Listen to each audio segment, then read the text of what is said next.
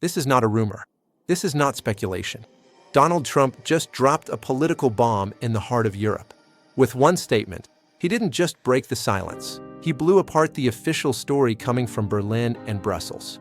Trump claims the culprit behind the Nord Stream sabotage is known. And even more explosive, a deal with Putin to reopen the pipeline in 2026 is already being discussed. If this is true, then Europe is not facing a diplomatic shift. It is facing the exposure of a historic lie. Nord Stream was never just a pipeline. It was the economic bloodstream of Europe. And its destruction wasn't an accident. It was a targeted assassination of German industry. For years, European leaders told us it was a mystery. They sealed investigation files. They hid behind national security. Ask yourself one question: who were they protecting? Trump's mention of 2026 is not random. It's a countdown, because it implies something devastating, that the suffering of millions of Europeans was not inevitable. The soaring energy bills, the bankrupt factories, the cold homes, the collapsing middle class. None of this had to happen. It was a choice. And the silence from Western capitals? It's no longer suspicious. It's an admission. So why is Trump pulling the pin now? Because Nord Stream is leverage. It is the key that unlocks the darkest secrets of this war. Someone in Europe is panicking right now. Someone knows that if gas flows again in 2026, the masks come off, and the public will see exactly who betrayed them. To understand why 2026 terrifies the European establishment, stop looking at politics. Follow the money. There's an old rule in investigations: cui bono? Who benefits? When Nord Stream was blown apart on the Baltic seabed, the media called it a mystery. The markets didn't. They saw it as the largest wealth transfer of the 21st century. Because Nord Stream's destruction didn't just cut gas. It destroyed Europe's economic sovereignty. Germany, the industrial engine of Europe, was transformed overnight. From exporter to desperate energy buyer. And who stepped in as the savior? The United States. Since 2022, Europe has been forced to buy American LNG at crippling prices. The same gas that cost pennies in Texas is sold to Europe at extortion-level premiums. This was not solidarity. It was a hostile takeover of Europe's energy market. Germany's entire economic model was simple: cheap Russian energy, high-tech German manufacturing, premium global exports.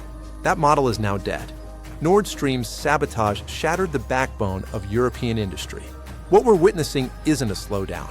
It's deindustrialization. Factories aren't pausing. They're leaving. Chemical plants, steel producers, automakers, they're relocating to the US or China, where energy is affordable.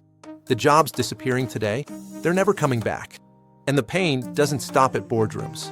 It's hitting kitchen tables. Nowhere is this clearer than in Europe's countryside. Why do you think farmers across Germany, France, and Poland are blocking capitals with tractors? The media says it's about subsidies. That's a lie. It's about energy. Modern farming runs on gas, fertilizer, machinery, heating, processing. When gas prices tripled after Nord Stream was destroyed, farming became impossible. And what did Brussels say? Adapt. You cannot adapt to bankruptcy. By refusing affordable energy, European governments declared war on their own food security. This is why Trump's 2026 statement cuts so deep. He's saying the quiet part out loud. This crisis was artificial. The poverty, the inflation, the collapse of industry. It was engineered. Trump isn't an ideologue. He's a businessman. And he sees a bad deal. A Europe bleeding hundreds of billions just to keep the lights on. A green transition forcing Germany to burn more coal. A continent paying for freedom gas with its future. So when Trump talks about reopening Nord Stream in 2026, he's not proposing a pipeline. He's proposing a return to reality. And the timing matters. 2026 is when long-term LNG contracts come up for review.